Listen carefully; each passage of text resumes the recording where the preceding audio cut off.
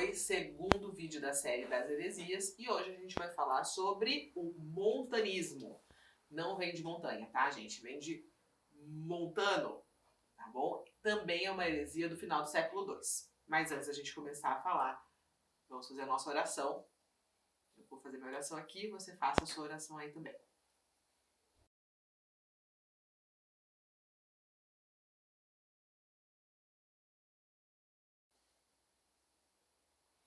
Continuamos? Vamos lá. Montano nasceu na Frígia. A Frígia fica na Ásia Menor. Antes dele se converter ao cristianismo, o Montano era um sacerdote que servia ao deus Apolo, tá bom?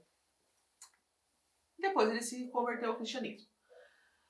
Durante esse período dele, da conversão do cristianismo, em algum momento desse período, ele se autodenominou o próprio Espírito Santo. Ele deixou de só falar pelo Espírito, como também começou a entender que ele era o Espírito Santo de Deus encarnado na Terra, tá? Bom, não bastava então só ser porta-voz, né? Ele também agia como? E é nessas atitudes que ele tem que começam a ter as consequências e as ações que são uma heresia para a igreja. O que vale aqui também a gente pontuar, ele não trabalhava sozinho, isso aqui é uma coisa bem interessante. Ele trabalhava com duas mulheres, duas profetisas, duas sacerdotisas. Isso é muito comum aonde? Na religião grega, que é da onde ele provém, tá? E o nome delas, a título de curiosidade, era Priscila e Maximila, tá bom? A Maximila até a gente fala um pouquinho depois no final, que é dela que vem toda a questão da profecia apocalíptica do fim do mundo, não do nosso apocalipse, tá, gente? É outra coisa. É dentro dessa heresia também que eles pregavam o fim do mundo, tá? Mas então vamos lá.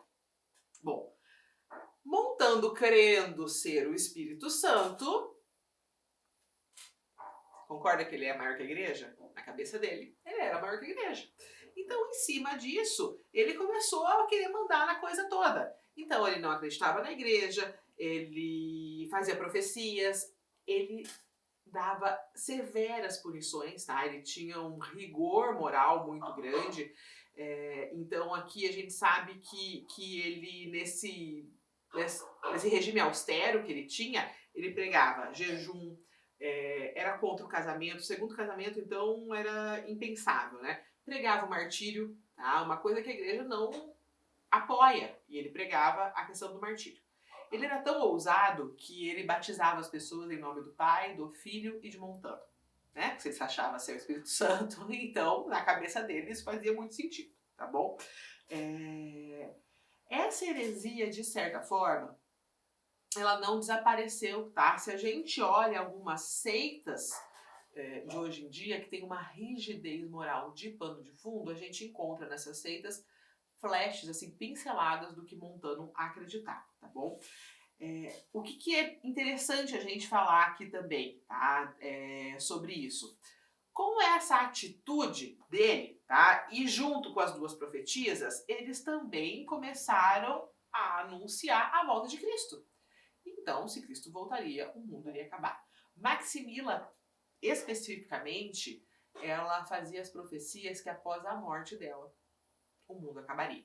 Tá? Bom, Maximila já deixou de tocar os pés na Terra há muito tempo, né? E ainda estamos aqui. Então a gente já sabe que o montanismo é realmente um monte de bobagem. Né? Não tem sentido, já que estamos todos aqui e o mundo não acabou. Mas é isso, tá? Basicamente, o montanismo fere a nossa fé, porque esse homem se auto-intitulava como o Espírito Santo. Bom, e basicamente então é isso. O montanismo, o Montano acreditava que era o Espírito Santo, e acreditando que era o Espírito Santo, ele estava acima de tudo, acima da igreja, acima de qualquer regra, e criou então assim a sua própria multidão, tá bom? É isso dessa heresia. E ainda nesse vídeo eu vou falar para vocês sobre uma outra heresia, que é o arianismo, tá? Não confundam com as questões arianas dos tempos modernos, tá bom? É o arianismo do século IV, que vem de Ário de Alexandria. O que essa pessoa pregava? O que ele acreditava? Ele acreditava que Jesus não era Deus, que Jesus era simplesmente uma criatura de Deus. A maior de todas, sim, mas simplesmente uma criatura. Tá?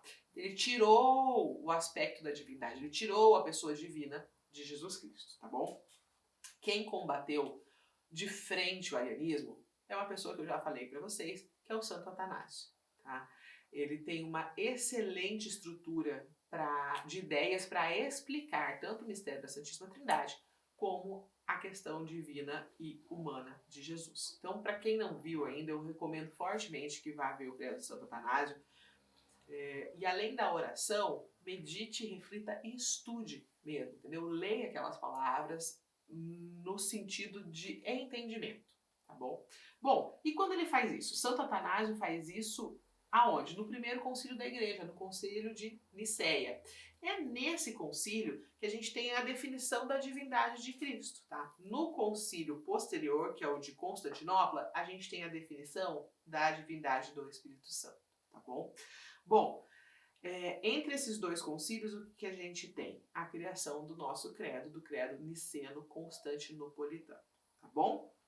E que nos ensina o quê? Que nos ensina que Deus de Deus, luz da luz, Deus verdadeiro de Deus verdadeiro, gerado, não criado, consubstancial ao Pai, o que dá a ele toda a divindade, correto? Bom, condenando assim o arianismo, a gente entende, né, que a gente já estudou nos dogmas de Jesus, que essa ideia que eles afirmavam que o Filho de Deus veio do nada e seria somente uma criatura, não existe, tá bom? Então, nesse vídeo eu falo dessas duas heresias, espero que vocês tenham gostado e qualquer coisa me mandem uma dúvida, me mandem curiosidades se vocês quiserem também, perguntando sobre curiosidades que eu vou gostar de responder, tá bom? Um abraço!